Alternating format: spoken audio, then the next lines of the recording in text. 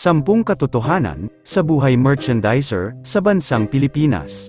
Number 1. Sa Pilipinas ka lang makakakita ng merchandiser na ginagawa pa lang ang DTR alam na agad kung magkano ang sasahurin. Magaling kang kupal ka! Number 2. Kapag sobra ang sahod, tahimik si merchandiser. Kapag naman kulang ang sahod, maingay pa sa pinakamaingay, at galit na galit sa coordinator niya.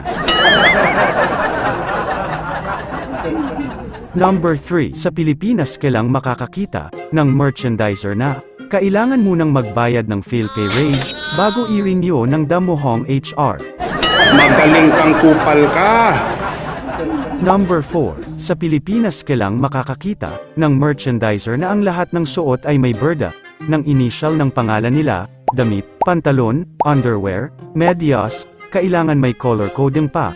Kapag isa dyan ay wala ka siguradong hindi ka papapasukin ng tagapagmana. Number 5. Sa Pilipinas ka lang makakakita ng supermarket na kapag absent si merchandiser, ay nag-charge, biruin mo absent ka na nga, charge ka pa. Magaling kang kupal ka! Number 6. Alam mo ba, na sa Pilipinas lang, may merchandiser na kahit maraming absent, ay nagiging kumpleto ang DTR nila kapag araw na ng pasahan. Wag ka, paano nangyari yun? Wow, magic talaga. Magaling kang kupal ka! Number 7. Sa Pilipinas ka lang makakakita ng merchandiser na kapag mag-CCR ay magpapapirma pa. Tapos hihiramin mo pa ang susi may logbook pa sa CR bago ka pa makaihi may sakit ka ng UTI. Number 8. Sa Pilipinas ka lang makakakita ng merchandiser na chismosa at mahilig manggi-alam ng buhay ng may buhay.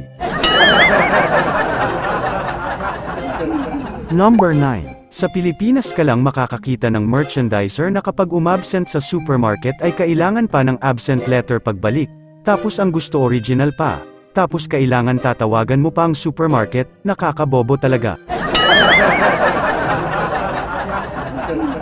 Number 10. Sa Pilipinas ka lang makakakita ng merchandiser na mahilig kumabit sa kapwa niya merchandiser kahit na sila ay parehong may asawa na. Wow, ang saya-saya talaga, ha ha ha ha.